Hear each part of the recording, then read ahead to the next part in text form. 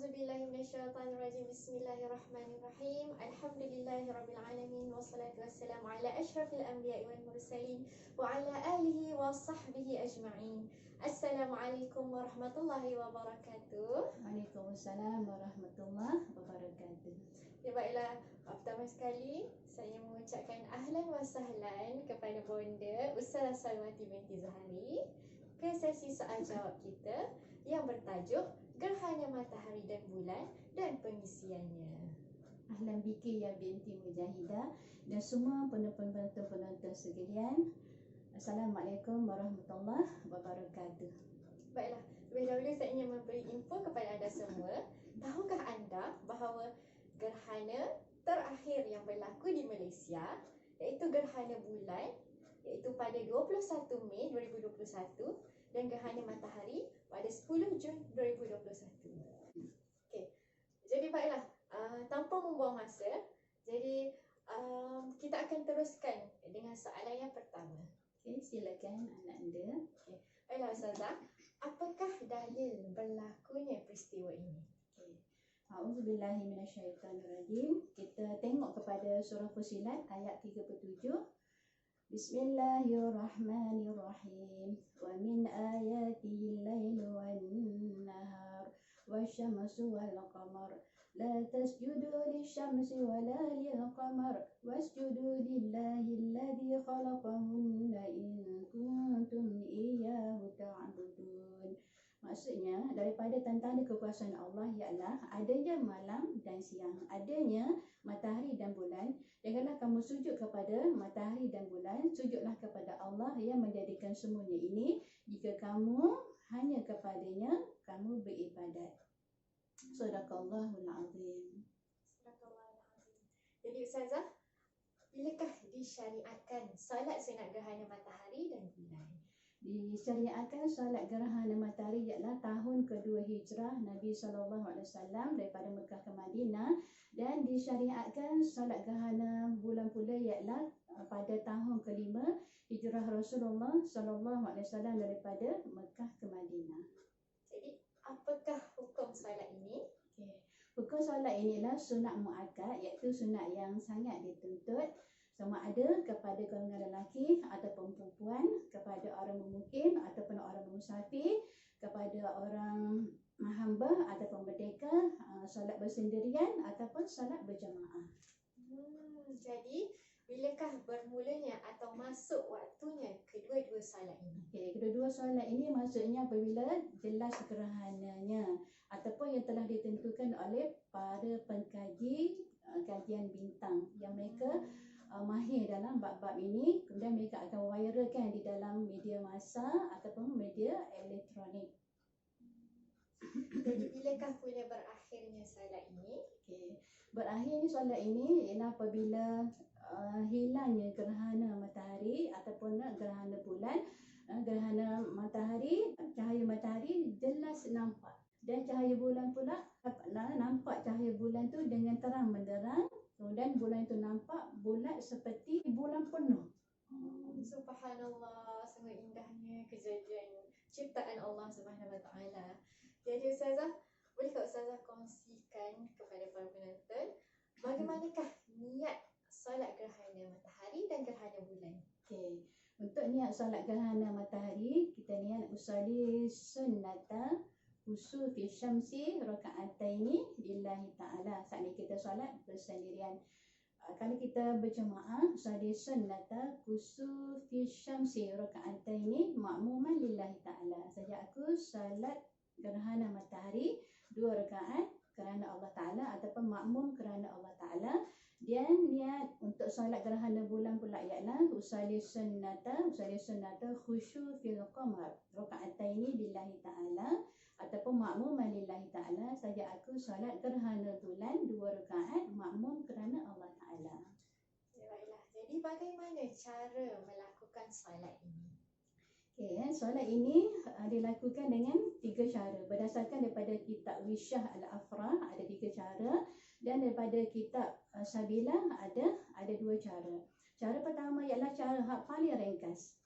Ya, seperti kita solat sunat sebelum kita menunaikan solat subuh, solat sunat seperti kita menunaikan solat sunat sebelum kita solat sunat asar, ataupun solat sunat tahiyat masjid ke, tahiyatul masjid ke, ataupun solat sunat wuduk ke selepas kita mengambil wuduk. Jadi kita buat dengan cara hak paling ringkas.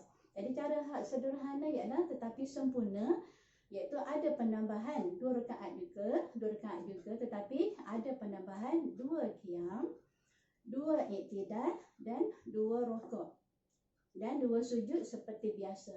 Di rakaat kedua pun sama. Kita ada 2 qiyam, kita ada 2 rukuk, 2 iktidal dan 2 sujud.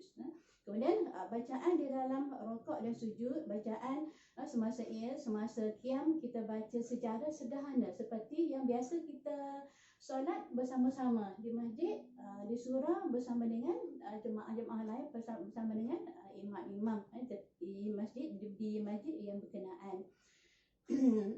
Kemudian cara yang ketiga ialah cara hak paling afdal, seperti kita solat 2 rakaat juga, tapi ada penambahan pada qiyam, 2 qiyam, ada 2 iktidal dan 2 rukuk dan 2 sujud seperti biasa di setiap rakaat. Jadi rakaat yang kedua pun sama. Ada 2 qiyam, ada 2 rukuk, ada 2 iktidal dan 2 sujud seperti biasa, tetapi solat ni yang cara yang ketiga ni sangatlah panjang. Sepanjang-panjang berlakunya gerhana. Dalam qiyam tu dipanjangkan, dalam rukuk dan sujud dibaca panjang, zikirnya dibaca terlalu panjang sebagaimana yang dilaksanakan oleh Nabi SAW bersama para sahabat. Begitulah wallahu a'lam cara solatnya. Jadi adakah suara perlu diperkuatkan atau diperlahankan ketika melakukan solat gerhana ini? Okay. Jadi solat gerhana matahari, solat sunat dibaca perlahan. Dan solat gerhana bulan sunat dibaca dengan kuat oleh para imam. Dan bagi kita orang perempuan ni, naklah kita baca perlahan.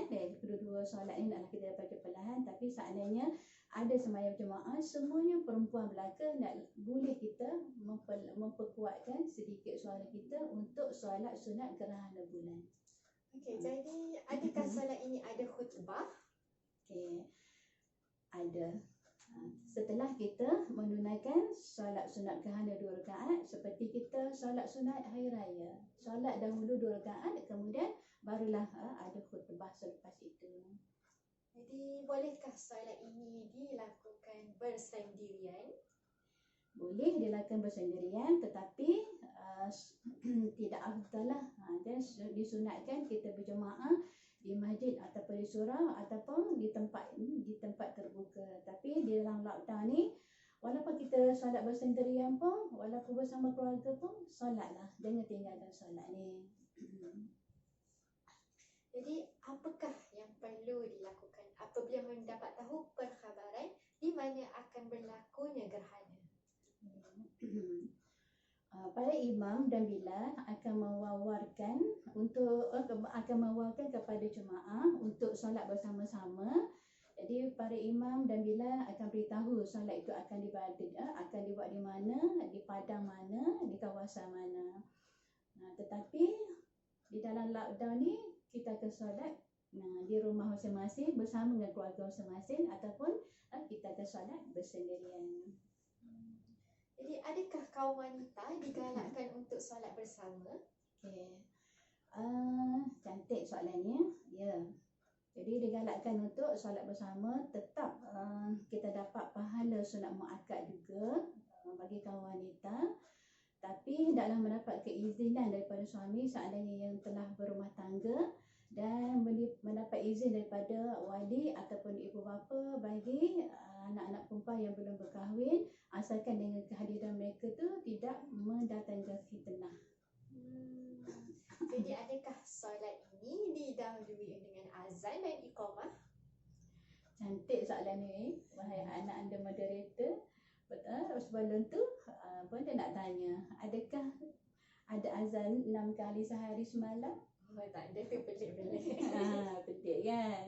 Bermaknanya tidak, solat gerhana ini tidak didahului oleh azan dan iqamah. Cuma disebut as-salatu jami'ah. Okay, soalan seterusnya. Apakah zikir atau ayat yang perlu dibaca apabila melihat fenomena ini selain daripada selfie dan mengambil gambar sahaja? Okey deh, kebanyakan kan kita ni cuma berselfie dan ambil gambar saja kan. Tapi dalam kita berselfie, dalam kita ambil gambar ni, kita hendaklah juga banyak-banyak menyebut zikir di dalam Al-Quran, iaitu Bismillahirrahmanirrahim. Rabbana ma khalaqta hadza batilan subhanaka faqina azabannar. Maha sucimu ya Allah, tidaklah engkau jadikan ini sia-sia. Maha sucimu ya Allah, selamatkanlah kami, jauhilah kami daripada api neraka-Mu ya Allah. Surah Ali Imran ayat 191. Di samping itu, hendaklah kita banyak-banyak bersedekah sepanjang berlakunya gerhana ni, sebagaimana sunnah Nabi SAW. Dan kita banyak-banyak beristighfar, kerana inilah tanda-tanda akhir zaman, kiamat semakin dekat dengan banyak berlakunya fenomena alam, termasuklah gerhana ini.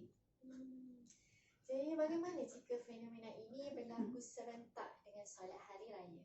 Okey. Sebenarnya kita nak solat hari raya tu sebelum lagi kita menunaikan solat hari raya. Jadi kita hendaklah menunaikan solat sunat gerhana dulu, kerana solat gerhana ni waktu dia adalah sempit. Waktu dia adalah sekejap sahaja.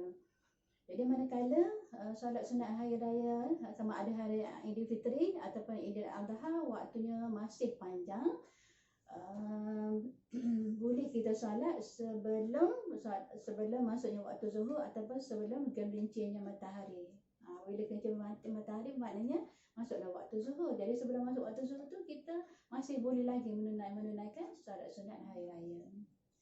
Bagaimana jika ada jenazah pula? InsyaAllah, seandainya solat belum dilaksanakan lagi, jadi hendaklah kita mendahulukan solat jenazah, kerana di dalam ajaran Islam kita, Nabi mengajar kita di antara 3 perkara wajib yang kita wajib segera lakukan, iaitu hendaklah ibu bapa kahwinkan anak-anak apabila dah sampai jodoh mereka. Yang kedua, hendaklah menghormati tetamu, segera menghormati tetamu taklah datang bagi salam, kita kena jawab segera, kemudian kita segera sambut di pintu ataupun kita buka pintu untuk tetamu kan.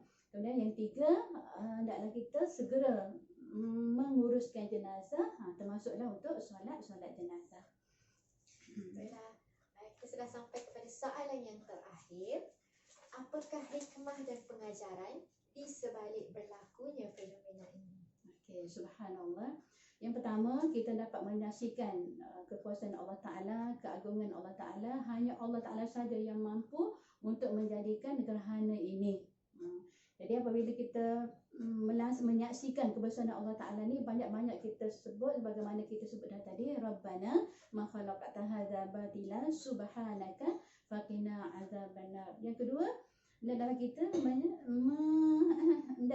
ni semakin dekat pada Allah Ta'ala. Jadi menyaksikan fenomena ini menjadikan kita ni semakin dekat dengan Allah Ta'ala. Kita solat sunat gerhana, kita beristighfar, kita bertakbir membesarkan Allah Ta'ala sampailah berakhirnya gerhana ni. Begitulah sepatutnya seterusnya sepanjang hayat kita. Dan yang ketiga, kita dapat menambahkan kekuatan akidah kita dengan menyaksikan fenomena ini. Bukan kita membesarkan fenomena ni, bukan kita membesarkan gerhana ni, tapi kita membesarkan Allah Ta'ala. Di situlah meningkatnya kekuatan akidah kita.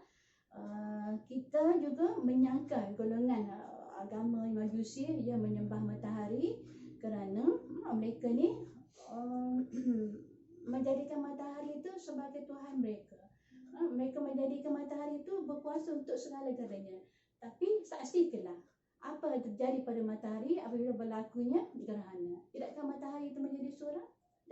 Seolah-olah dah tidak ada kuasa. Jadi hak berkuasa hanyalah Allah Ta'ala. Kita hanya menyembah dan ibadat hanya kepada Allah Ta'ala semata-mata. Wallahu a'lam bishawab. Subhanallah, semoga kita semua dapat mengambil pengajaran dan iktibar daripada berlakunya fenomena gerhana matahari dan bulan ini. agar kita dapat menjadi seorang Muslim yang lebih baik pada masa yang akan datang. Amin. Jadi terima kasih Ustazah Sama-sama. atas segala perkongsian yang sangat menarik dan bermanfaat itu tadi. Jadi sebelum kita melabuhkan tirai sesi soal jawab kita, jom kita saksikan video kaifiat solat gerhana matahari dan bulan. Okay, jom. Jom saksikan sama-sama.